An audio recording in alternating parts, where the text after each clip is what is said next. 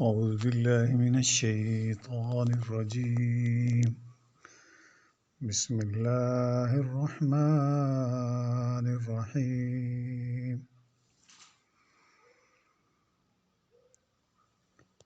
قل هو الله أحد الله الصمد لم يلد ولم يولد ولم يكن له كفوا أحد.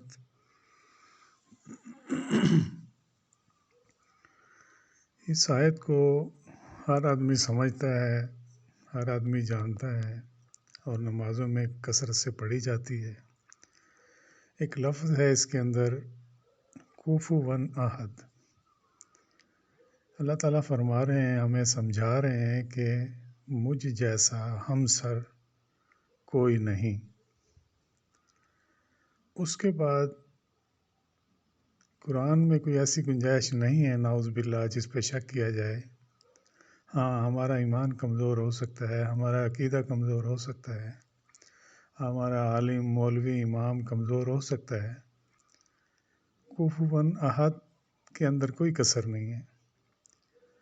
اگر ہم یہ دیکھیں کہ آخری وارننگ، آخری لفظ کہ اس جیسی ہستی کوئی نہیں ہے، پھر ہم اعتماد کیوں نہیں ہے اس کے اوپر؟ یہ بات آپ سے کرنی ہے صرف۔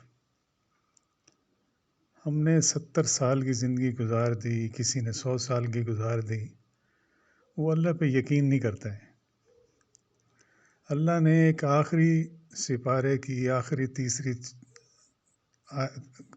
صورت میں یہ سمجھایا ہے کہ میرا ہمسر کوئی نہیں، میں واحد ہوں۔ اسی طرح ایک جگہ اور آیا ہے، تبارک الذی بیدہ الملک وہو علی کل شیء قدیر۔ پاک ہے وہ ذات جس کے ہاتھ میں تمام کے تمام ملک۔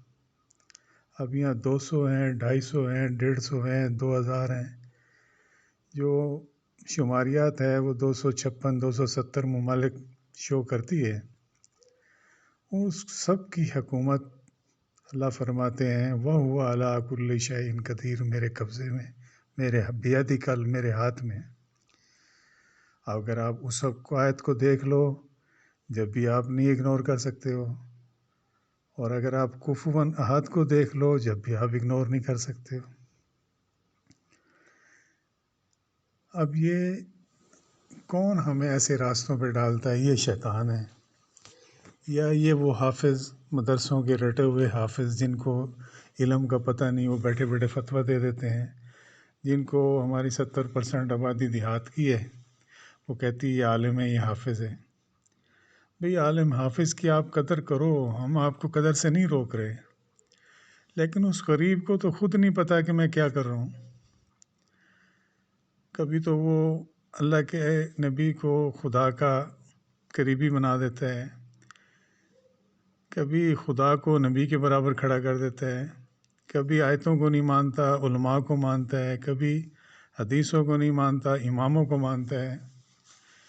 یہ ہم اب اپنی سیلری لینے جاتے ہیں، اس میں اگر ایک نوٹ ہمیں غلط مل جائے تو آپ یقین کریں کتنی دیر ہم چیخ و پکار کر کے وہ نوٹ چینج کرائیں گے۔ روز مسئلے ہمیں غلط، روز ہم غلط کیے جا رہے ہیں، ہم نہیں بولتے ہیں۔ تو یہ تعلق تو اللہ سے ہمارا اچھا نہیں ہے۔ جیسا آپ کا تعلق اللہ سے اچھا ہوگا، ویسے اللہ آپ سے راضی ہوگا، مجھ سے راضی ہوگا۔ کتنی جگہ اللہ نے کہا ہے ما قدر اللہ لقدری، اے انسان تو نے میری قدر نہیں کی۔ بلکہ یہاں تک بھی حدیث قدسی ہے کہ تو مجھے گالی دیتا ہے۔ گالی سے مراد یہ ہے کہ ہم لوگ کہتے ہیں یار آج منگل کا دن اچھا نہیں رہا، یہ مہینہ اچھا نہیں رہا، یہ سال اچھا نہیں رہا۔ تو یہ سراسر زیادتی ہے، کیونکہ وقت بھی خدا ہے اور وقت کو بنانے والا بھی خدا ہے۔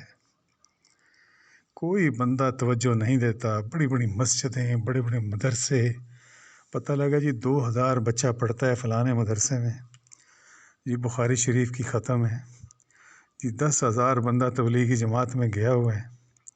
آپ یقین کریں مسئلہ جہاں آئے گا وہ اگنور کرتا ہے، وہ کہتا ہے وہ بھی ٹھیک، وہ بھی ٹھیک، میں بھی ٹھیک۔ خود بخود مفتی بنے، خود بخود مولوی بنے، خود بخود عمل کیے جا رہے ہیں، ٹھنڈا پانی سے سردی میں وضو کر کے کیے جا رہے ہیں، لیکن یہ نہیں پتہ کہ اللہ یہ قبول کرے گا اگر نبی کے طریقے پہ ہے، قرآن کے طریقے پہ ہے، ہمیں کتنی محبت ہے قرآن سے، اس طرف تو وہ آتے ہی نہیں ہے۔ اپنا کوئی پروفیشنل میں گڑبڑ ہے، کوئی پیسے میں کمی ہے، کوئی نوٹ جیلی ہے، کوئی 2 نمبری ہے، اس کے پر لڑنے مرنے کو تیار ہیں، کوئی 2 مرلے کا پلاٹ ہے اس پہ لڑنے مرنے کو تیار ہے، لیکن آیت کو غلط ڈیل کر رہا ہے، آیت کو غلط پڑھ رہا ہے، آیت کا معنی کچھ اور لے رہا ہے۔ تو بھائیو کس نے کرنا ہے یہ قبر میں جو گئے ان سے پوچھ لو آپ کہ وہ 2 رکعت نفل پڑھنا، نماز پڑھنا چاہتے ہیں، آپ پوچھ لو ان سے، لیکن ان کے پاس اجازت نہیں ہے۔ ہم دناتے پھرتے ہیں اور ہم پڑھتے نہیں ہیں۔ اگر کسی دیہات میں صبح کی پڑھ لی اس نے تو سارا دن اس نے 2 نمبر سودا بیچنا ہے، جھوٹ، منافقت، سود۔ اب وہ 2 رکعت جو صبح پڑھی ہے اس کا بھی کوئی فائدہ نہیں ہے اس کو، کیونکہ نماز تو ان چیزوں سے روکتی ہے۔ تو بھائیو کون عمل کرے گا؟ تھوڑا سا دھیان دیں، وقت گزر رہا ہے، عمر گزر رہی ہے، آج کا دن ہمارا کم ہو گیا ہے، کون دھیان دے گا، کون ہمیں سمجھائے گا؟ قرآن نے سب کچھ بتایا ہوا کہ اب کفواً ایک لفظ ہے کہ اس سے بڑا، اس کا ہمسر، اس جیسا کوئی نہیں ہے، اسی کو ہم نے چھوڑا ہوا ہے، اسی کو ہم نے اگنور کیا ہوا ہے۔ ویسے خدا خدا، گاڈ گاڈ تو ساری دنیا کرتی ہے، ہم تو امت رسول ہیں بھائی صلی اللہ علیہ وسلم، اتنی قیمتی امت ہے، ہمیں تو یہ کم از کم گریبان میں جھانکنا، شرم آنے چاہیے ہمیں تو کہ ہمارا پیارا نبی، ہمارا پیارا قرآن، ہم اس کو کیسے اگنور کریں؟ اللہ تعالیٰ مجھے اور آپ کو عمل کی توفیق دے۔